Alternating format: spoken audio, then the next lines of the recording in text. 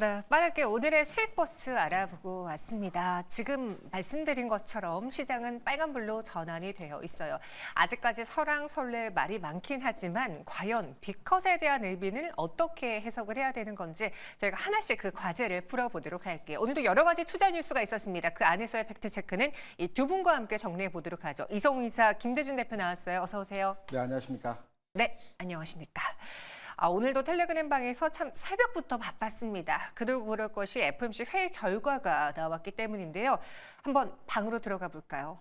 오늘 여러 속보가 나왔는데 개중에 눈에 띄었던 건 미 연준 결정은 마이너스 0.5%포인트였다. 빅컷 4년 반 만에 금리 인하라는 속보가 쏟아졌습니다. 피벗하자마자 빅컷을 단행한 배경에 참 해석이 분분한데 일단 파월 의장의 경우에는 침체 우려는 일축했습니다. 우리는 선제적으로 대응한 것이지 후행적으로 대응한 것이 아니다. 아직 경기 침체 오지 않았고 지금 미국 경제 위해서 우리는 옳은 일을 하는 것이다 라고 했습니다. 이것에 대한 해석으로 신한리서치에서는요. 고용 둔화 위험을 제어하기 위해서 기준금리 50bp를 인하했다. 앞으로의 물가 전망 경로라든가 금리 경로 하야에도 성장은 계속 유지할 것이다 라고 보고 있고요. 또 그리고 선제적 대응을 언급했다라는 데 강조를 했습니다. 그런데 시장의 반응은 뜨뜻미지근해요. 먼저 첫 번째, 왜 자꾸 빅컷을 하느냐 이 의심하는 분들이 많아지고 있습니다. 그래서 간밤 뉴욕 증시가 하락 전환했다라고 보시는 분들도 있고요. 선반영됐기 때문이다라고 판단하는 분들도 있고요. 그리고 지난번에 우리 김대중 대표님이 이 방 꼭 나도 들어가 보겠다라고 했던 키움증권의 한지영 애널리스트 방에는요. 이런 글이 써 있네요. 20일 BOJ 회의와 미국 선롭 동시 만기일 등을 감안해 봤을 때 아직은 변동성에 노출되어 있기 때문이다라고 이야기했습니다. 그래서 제가 세 가지로 시장 반응을 한번 정리해 봤어요. 간밤에 미증시가 하락하고 오늘 오전장에 하락한 이유 중에 하나는 경제 상황을 의심하고 있기 때문이고 두 번째, 아니 호재는 맞아. 그런데 우리 이 기대에 대해서 주가 지수 올랐잖아. 그래서 선 반영됐기 때문에 오늘은 하락하는 거다라는 분석도 있고요. 세 번째로는 이것보다도 더 중요한 BOJ 금정위가 남아있고 미 선물옵션 동시만기를 대기하고 있기 때문에 그래서 하락하는 거다. 여러 가지 반응이 있습니다. 김대중 대표님, 저 중에 어느 반응이 가장 적절할까요? 세 가지 이제 질문을 주셨는데 첫 번째, 경기 침체가 아니다라고 얘기한 것은 파월 의장의 얘기에 동의합니다. 이미 산업생산, 소매 판매, 우월치의 데이터가 나왔고요. 이전에도 PMI도 그랬고 GDP 생산성에 대한 부분들도 경기 침체에 대한 내용들이 아니고 오히려 경기가 회복되는 과정에서 데이터들이 이미 나왔기 때문에 파월 의장과 저도 경기 침체가 아니라는 부분에서 동의를 하고요. 두 번째, 빅컷에 대해서는 이미 시장에서 반영이 되었던 부분들입니다. 10년 만기 국채 수익률이 지금 3.6% 수준을 가리키고 있거든요. 네. 그렇다고 본다면 시장에서 원하는 금리 인하의 수준은 0.50bp, 0.5% 정도를 시장에서 해주기를 기대하고 있었던 겁니다. 이것 또한 파월 의장이 선제적으로 했다라기보다는 시장의 기대치에 부응하는 내용으로 진행이 했다라고 판단되고 있고요. 세 번째, 기대감에 의해서 또는 BOJ 관련해서 지수가 조금은 하락이 됐다라고 이제 말씀을 해주셨는데 이게 이제 가장 중요한 부분인 것 같아요. 왜냐하면 전날 시장에서 하락 부분이 일부 나타나긴 했지만 전체적인 레인지, 상승과 하락의 레인지를 보게 되면 1% 내외에서 움직였어요. 그러니까 이전에 FOMC 회의 이후에 지수 움직임을 판단해 보게 되면 별로 안 움직였다는 겁니다. 그래서 저는 시장에 대한 전반의 흐름을 판단할 때 일단 선반영이 선반영이고요. 그리고 우리가 이제 금리 이번 이슈가 선제적 부담감이었거든요. 네. 0.5를 하든 0.25를 하든 이 부분이 시장에 아주 큰 영향을 준다라는 내용으로 해석하기보다는 이 이벤트가 지나고 나면 시장의 변화의 흐름들이 나타날 것 같다. 그래서 빨리 이 이벤트가 지나갔으면 좋겠다. 이게 시장의 전체적인 분위기였습니다. 그렇기 때문에 저는 이 부담감이 완화됐다라는 측면에서 시장에 대해서 우호적으로 판단하는, 그래서 급반등은 안 나왔지만 이제 점진적으로 흐름에 있어서 좀 개선되는 현상들의 시장 모습이 나타날 가능성이 높을 것이다 라고 해석을 하고 있습니다. 대표님은 물론 0.5%포인트나 인하할 것이라 이 빅컷에 대한 예상은 적었지만 그래도 금리 인하에 대해서 시장은 먼저 선 반영했기 때문에 그보다는 앞으로 후행적으로 어떤 이야기가 나올 것이냐가 좀 더 중요하다. 그래서 3번을 꼽아주셨고 우리 이성 이사님의 경우에는 앞서 그 시장의 반응 이유 1, 2, 3으로 나눠봤을 때 몇 번에 대한 이야기를 더 하고 싶으신가요? 경기에 대한 논란이겠죠. 이게 경착륙인지 연착륙인지 이런 부분인데요. 첫 번째 선제적 대응이냐 사후적 수습이냐 경제 상황에 대한 의심은 있을 수가 있습니다. 결과는 지나봐야 하는 거고요. 이제부터 나오는 데이터를 통해서 계속 해석을 하면서 시장은 흘러갈 거예요. 그래서 지금 상황에서 빅컷을 선택했다는 건 최선의 선택이었어요. 할 수 있는 최선의 선택이고 여기에서 이제 나오는 고용, 물가 이 수준 중에서 고용 데이터 같은 경우를 계속 시장에선 좀 바라보려고 하는 상황이다 보니까 그걸 확인하면서 흘러가리라 보입니다. 연착륙, 경착륙 여기에서 답을 내릴 수는 없어요. 최선의 선택을 한 거고 이제 나오는 지표를 확인하는 걸로 그렇게 말씀을 드립니다. 그러면 그 선제적 대응이냐 사후적 수습이냐에 대해서 해석하기 나름인데 네. 우리 이사님은 선제적 대응이 맞았다라고 판단하시는 거예요? 아니면 말만 그렇게 하지 지금 파월 연준 의장도 미리 기준금리 인하를 안 한 게 좀 후폭풍이 두려워서 이번에 좀 뒤늦게 후행적으로 했다라고 판단하세요? 우리가 장단기 금리가 역전 현상이 나타나고 다시 제자리를 찾으면 네. 보통 특정 기간 딱 확정 지을 수는 없지만 경기 침체는 도래를 합니다. 그건 이론적으로 그런 상황인데요. 그래서 제가 어제 금리에 대한 부분을 발표했을 때 시장의 변화를 본 게 10년물 국채가 만약에 빠지는 상황이 나왔다라고 하면은 이거는 미스다. 네, 미스다라는 판단을 했을 거고요. 그게 아니라 정상적으로 올라오는 상황이 나타났으면 주식 포지션 늘릴 수 있고 장 밀려도 늘릴 수 있고 그 생각을 하고 있었는데 어제 반등이 나왔거든요. 그렇다 보니까 선제적인 대응을 한 거라고 개인적으로는 해석을 하고요. 이제부터 나오는 결과에 따라서 시장은 흘러가리라 보입니다. 제가 이성욱 이사의 얘기에 네. 시장을 긍정적으로 보는 이유에 대해서 첨언을 하나 말씀을 드려보겠습니다. 네. 어제 금리 인하도 중요했지만 금융시장에서의 동향들을 판단해보게 되면 앞서 잠깐 얘기해 주신 것처럼 금리 채권 시장에서의 움직임이 제한적이었어요. 시장이 안정적이었다는 거죠. 반면에 환율 시장에서의 움직임을 보면 우리가 한번 되짚어 볼 만한 내용이었습니다. 장중에 금리 인하 발표 나오고 나서요. 달러 인덱스가 요동을 쳤습니다. 그리고 안정화됐죠. 여기에 달러 N이 143엔까지 올라왔습니다.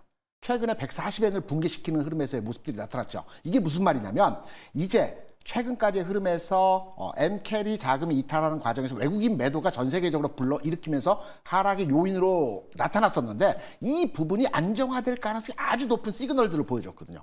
그래서 통화시장에서의 움직임을 판단해 보게 될 때 시장의 안정화 단계에서 흐름이 앞으로 진행될 가능성이 높겠다라는 흐름으로도 우리가 되짚어 볼 수 있는 내용이었다고 볼 수 있겠죠. 두 분 모두 다 그러면은 시장에서 그 우려하는 경기 침체지만 파월 위원장이 말만 그렇게 하는 거다라는 것에 대해서는 동의하지 않으셨고요. 네. 선제적으로 대응하는 게 맞고 지금 시장은 그렇게 우려할 만한 경제 상황 아니다라는 건데 그런데 간밤에 미증시는 1% 안팎의 변동이라고 하면 우리 증시의 경우에는 오전장에 네. 변동이 컸습니다. 맞습니다. SK하이닉스 10%의 급락까지 봤었거든요. 네. 이거는 그냥 단순히 반도체주의 문제로 인해 시장이 하락한 거였습니까? 아니면 빅컷이라는 것에 대한 과한 해석 때문에 시장이 많이 출렁였습니까? 반도체죠. 반도체 오늘 삼성의 하이닉스 매도 규모를 아직 장 마감 이후에 잠정 계산해봐야 되겠지만 네. 대부분의 매도가 반도체에 집중하는 현상의 모습을 보여줬고요. 여기에 대해서는 시장에서 이미 다 나온 얘기는 모건 스탠리 얘기했지 않습니까? 과거에 모건 스탠리가 반도체 앞으로 침체다라고 계속 메시지를 몇 년 전에 준 적이 있어요. 네. 그런데 반도체 침체가 안 왔거든요. 그랬더니 뭐라고 한 줄 아십니까? 끝났대요. 온난화 때문에 침체가 냉각기가 안 왔다. 이렇게 말을 바꿨습니다. 그래서 물론 이제 반도체 침체에 대한 얘기들이 모건 스탠리를 통해서 많이 나오는데 저는 이거는 전략적인 어떤 레포트를 쓰는 과정에서 내용의 상황이라고 판단되고 있고요. 네. 제가 시간을 많이 주어진다면 반도체에 대해서 많은 얘기를 드리고 싶은데 침체 아닙니다. 앞으로 호전될 가능성이 더 높다라고 생각을 하고 있습니다. 네, 저희가 잠시 후에 이슈 추적 시간에도 그 반도체에 대한 이야기 조금 더 깊게 나눠볼 테니까요. 여러분 궁금하시다면 끝까지 채널 고정해 주시고요. 그런데 저희 시청자분들의 경우에는 파월 의장을 믿지 못하네요. 과거에도 그런 적이 있지 않았느냐, 괜찮다라고 해놓고서는 시장이 갑자기 변하니까 말 바꾸지 않았느냐, 이번에도 그럴까 봐 걱정이다라는 여전히 그 과거 사례를 가지고 의심하고 있는데 그렇게 될 시에는 그러니까 의심하는 분들도 분명히 있을 거 아니에요. 지금 그럼 포트를 좀 보수적으로 혹은 관망하는 심리로 시장 대응하는 게 그분들에겐 가장 적합할까요? 의심이 된다라고 하면 그 의심을 타고 더 큰 의심이 나타날 수 있다 보니까 줄이는 게 맞는데 찾아볼 필요가 있는 게 시장에 영향을 미치는 가격 지표, 상관관계가 높은 가격 지표를 찾아서 보시는 게 파월 의장께서 발언이 맞고 안 맞고 의심하고 말고 그런 건 해석이잖아요. 네. 중요하지 않은 거예요. 시장과 상관관계가 높은 가격 지표를 대입해서 시장을 보시면 그게 훨씬 더 도움이 되실 겁니다. 그럼 추후에 봐야 될 그런 지표로 오늘 보니까 이 비컷 때문에 금값이 사상 최고치로 올랐다라는 네. 이야기도 있었고, 그리고 엔달러, 그러니까 달러 환율은 1,326원대까지 내려오기도 했었거든요. 이렇게 비컷에 따라서 후행적으로 따라오게 될 지표, 또 우리가 눈여겨봐야 될 것들은 뭐가 있을까요? 아주 심플하게 보시면 돼요. 네. 경기 침체면 원자재는 다 같이 빠져요. 유가가 60불 이하로 갈 거고요. 그리고 나서 금리 인하기에는 보통 달러 같은 경우가 약세를 나타내는데 침체가 오면 그 방향은 달라집니다. 네, 그렇다 보니까 많은 걸 보려고 하지 마시고요. 주요 가격 지표, 시장과 가까운 지표의 변화를 보시면 도움이 되시겠습니다. 김대중 대표님도 어떤 걸 보는 게 좋을지 마지막 저희 시청자분들을 위해서 조언의 이야기 한번 부탁드릴게요. 금가격이 2,600불을 돌파하긴 했었습니다. 근데 이제 다른 요인에 의해서 금가격이 상승했던 부분이 아주 컸고요. 저는 지금은 가장 중요하게 시장을 판단하는 금융지표로서의 내용을 해석한다면 N이죠. 엔화의 움직임을 우리가 철저하게 주시하고 모니터링 해야 될 것 같습니다. 이번 BOJ 그러면 금정위가 중요하겠네요. 굉장히 중요한데요. 금리 인상 이번에는 없을 것 같고요. 올해 말이냐 내년 초냐 요게 관심사가 되겠죠. 저 여기에다가 또 텔레그램 방 하나 한번 들어가 보겠습니다. 묻다방에 이런 기사와 함께 코멘트가 올라왔어요. 이 비컷을 바라보는 개미의 자세에 대해서 무슨 생각을 하냐. 개미는 올라가면 사고 떨어지면 파는 거다라고 하는데 이게 너무 속상한 말 아닙니까? 올라가면 사고 떨어지면 파는 거다. 역으로 행동하는 거잖아요. 아니요. 제가 기관에 있을 때 네. 입사하자마자 배운 게 뭐냐면 고점 매수, 저점 매도거든요. 올바른 투자가 합니다. 시장의 시세를 돌파하면서 새로운 추세대가 형성됐을 때 고점에 매수하는 거고요. 왜? 추세가 상승으로 전환됐기 때문에. 저점에 매도하는 것은 추세가 하락으로 전환됐기 때문에 저점에 매도하는 겁니다. 오늘 말씀해 주신 텔레방에 있는 그분 굉장히 매매를 잘하시고 아주 정상적인 아주 유효한 투자 전략관을 가지고 계신다라고 해서 이렇게 투자를 해야 된다고 제가 생각을 하고 있습니다. 오히려 이게 맞다. 네. 제가 올라가면 샀는데 왜 그거는 계속 떨어지는 건지 잘 모르겠는데 이렇게 반대로 네. 시장에서 너무 과하다라고 해석할 때 오히려 그때 팔고 네. 오히려 좀 저평가를 받고 있을 때 사자. 개념이 조금 다른데요. 네. 추세가 바뀌었을 때 오늘 같은 경우에 신고가를 갱신하는 바이오에서 삼성바이오로지스라든가 알테오젠 같은 경우에는 네. 신고가를 돌파하면서 추세가 위로 섰죠. 네. 그럼 이때 사는 겁니다. 반대로 추세가 깨져서 하락을 할 때는 파는 거고요. 이 개념으로 접근하시면 될 것 같습니다. 오, 알겠습니다. 개미는 올라가면 사고 떨어지면 파는 거다에 대한 전략에 대한 이야기도 나눠봤습니다. 이어서 두 번째 텔레그램 방 들어가 보겠습니다. 오늘 테마 안에서는 그 해리스 후보의 테마주와 함께 자율주행 테마주가 뜨거웠어요. 그런데 오늘만 나온 게 아니라 지난주부터 자율주행 테마의 경우에는 들썩들썩이었었죠. 그런데 여기에 현대차가 또 붙어버렸습니다. 지난번 GM과의 이야기가 있었는데 이번에는 구글 웨이모와 협력한다라고 하네요. 관련 기사를 제가 한번 정리해봤는데 화면으로 보시죠. 구글의 웨이모, 현대차의 위탁 생산을 논의 중에 있다. 현재 웨이모의 로보택시의 경우에는 미국에서 1,000대 정도 운행 중에 있다고 해요. 그런데 그 안에서 이 지커 전기차가 중국산 전기차에 대한 관세 인상으로 인해서 피해를 볼 것으로 예상이 되자 이를 대체할 다른 차종이 웨이모 측에선 필요했습니다. 그리고 현대차의 경우에는 파운드리 사업에 대한 새로운 비즈니스 기회가 필요했기 때문에 너희 중국 아니야? 그럼 우리랑 한번 손 잡아볼래? 이렇게 웨이모와 현대차가 지금 협력을 논의 중이라는 거죠. 만약에 협력을 하게 된다면 어느 방식으로 될 것이냐? 지커 전기차를 아이오닉 5로 대체하는 동시에 6세대 자율주행 특화 시스템 탑재하고 위탁 생산하는 방안을 논의할 것으로 보여지고 있습니다. 이에 대해서 이제 삼성 모빌리티 이문영 애널리스트는요, 이렇게 의견을 또 주셨네요. 애플카 시즌2. 물론 과거는 달라졌습니다. 당시 2021년 애플카 위탁 생산 논란과 시기와는 크게 분위기가 달라졌다라고 평가하는데요. 당시에는 빅테크가 무조건 우위였고 현대차는 중국의 폭스콘과 같은 업체로 전락할 것이라는 의견이 지배적이었습니다. 그러나 지금은 많은 레거시 업체들이 전기차 투자를 축소하고 있고 애플은 전기차 사업을 포기하고 테슬라도 중국 전기차의 원가 경쟁력에 밀려서 지금 2천만 대 판매 목표를 포기한 상황이기 때문에 지금의 현대차 기아는 중국의 전기차와 가격 경쟁을 할 수 있는 유일한 업체다. 과거에 단순히 위탁 생산 업체로 치부했던 곳과는 지금의 위상은 다르다라고 이야기했습니다. 오늘 현대차 그룹주의 주가 분위기는 어떨까요? 한번 보시죠. 지난번에 이제 GM 이야기가 나오면서 주가 올랐고요. 오늘 추가적인 상승 속에 현대차는 3%의 강세, 현대오토에버도 2.81% 오름세를 나타내고 있습니다.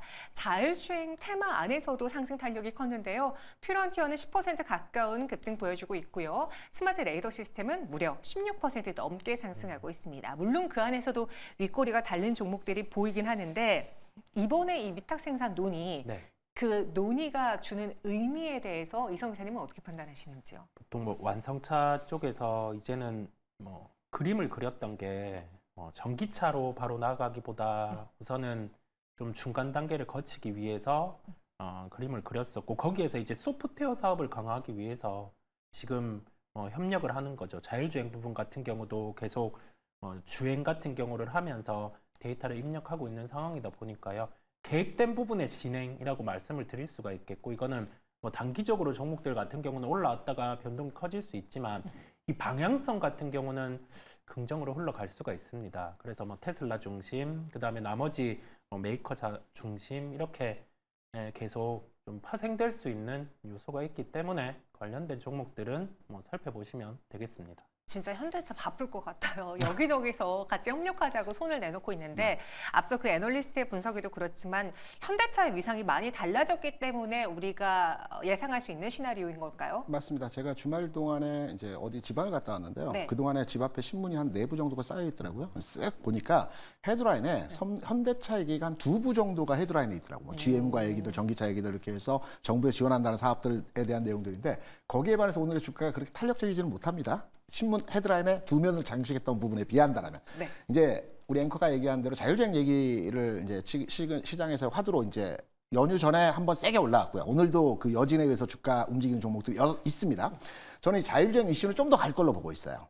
왜냐하면 오늘 현대오토에버라는 아주 묵직한 종목이 일부 상승의 흐름을 보여줬죠. 기존과 좀 가벼운 종목 위주로의 중국 상승이 나타났어요. 방금 말씀하신 대로 뉴런티어라든가 스마트 레이더 뭐 시스템이라든가 이런 종목들이 강했는데 오늘에는 이제 오토에버가 움직임이 진행되면서 테슬라의 이 10월 12일 정도에 발표된다고 하죠. 자율주행 택시. 네. 요 부분에 재료 가치가 노출될 때까지는 이 이슈가 좀 더 진행될 것 같습니다. 다만 지금 우리 주시장을 보게 되면 어떤 채널에서는 바이오를 사라 오늘 네. 좋기 때문에, 또 어떤 채널에서는 전력기기 생산 종목들이 다시 움직이다 다시 사라, 또 자율주행 좋다. 어렵습니다. 뭘 사야 될지, 어떤 종목에 대한 투자를 해야 될지 굉장히 중요한데, 저는 제가 지금 자율주행 종목에 투자되어 있다라고 한다면 좀 더 끌고 가야 된다고 보고 있습니다.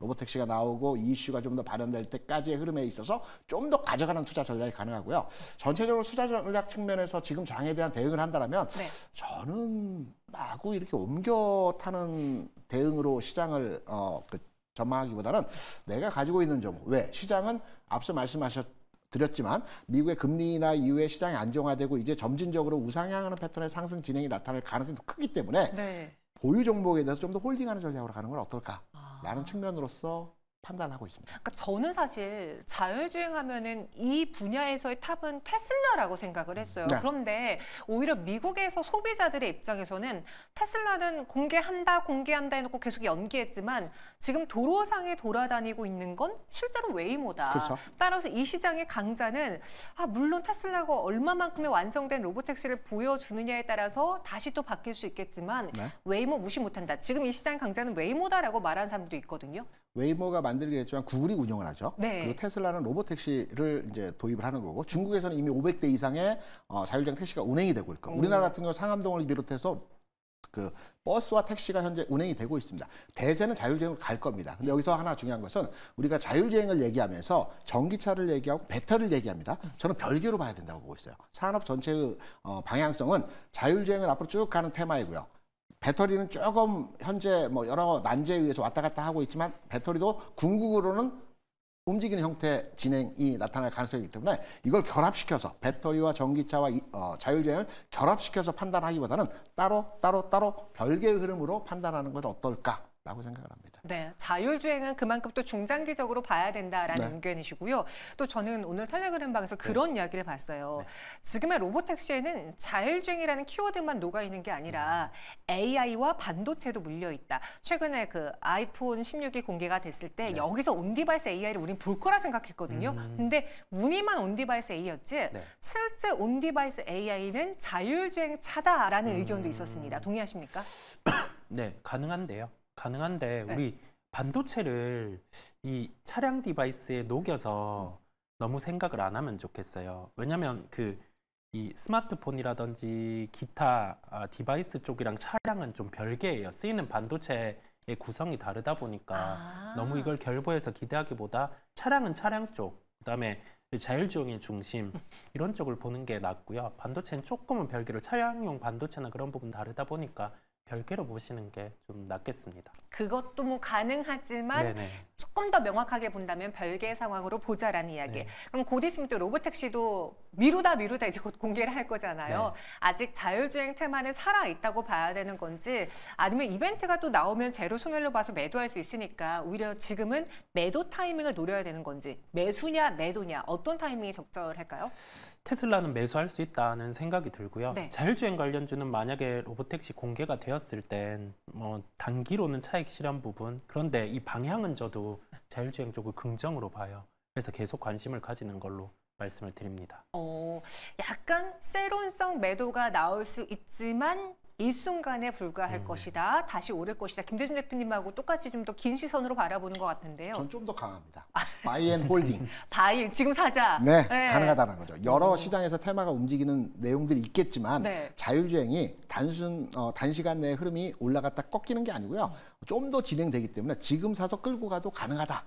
라고 바이앤홀딩 전략으로 저는 생각을 하고 있습니다. 그러면은 우리 김대중 대표님이 조금 더 스트롱 바이 입장이시니까 여쭤본다면 이 테마 안에서 현대차 그룹을 사는 게 좋을까요? 아니면 오늘도 수익률단에서 보여주다시피 자율주행과 관련한 테마단에 있는 종목들, 뭐 모트렉스라던가 실제로 그 사업을 영위하고 있는 종목을 보는 게 좋을까요? 제가 실전에서 매매를 해보니까요. 테마단에 있는 종목이 상승률은 크죠. 네.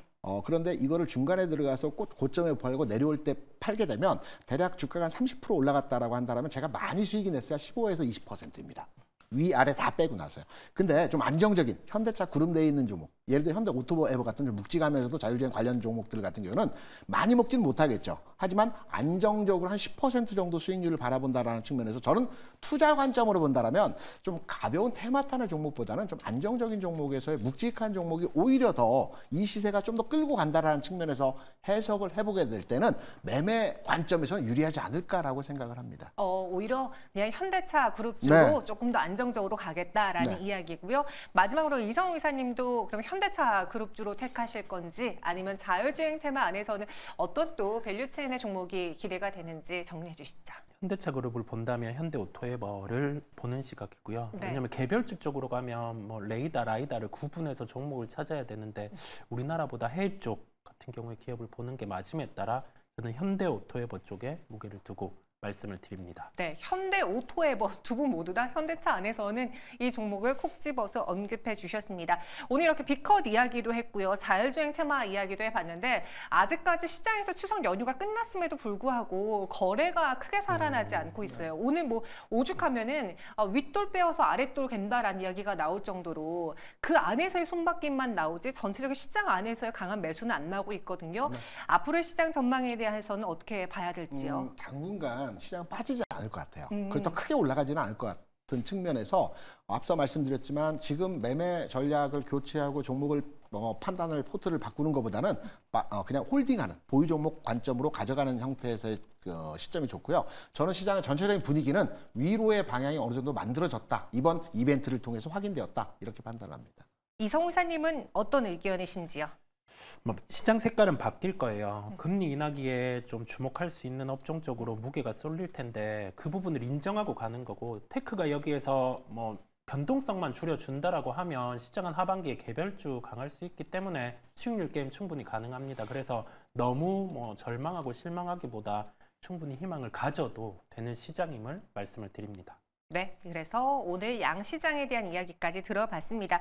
현재 지수 한번 간단하게 볼까요? 코스피는 보합에서 움직이고 있고요. 코스닥은 0.71% 상승 나타내고 있습니다. 오늘은 반도체 쪽에서의 매도 물량 나오는 반면에 바이오가 상승을 보여주고 있고요. 그리고 테마단에서 앞서 저희가 자율주행 이야기도 했지만 신재생도 강합니다. 뭐 해리스 후보의 지지율이 높아졌다라는 이야기가 나오면서인데요.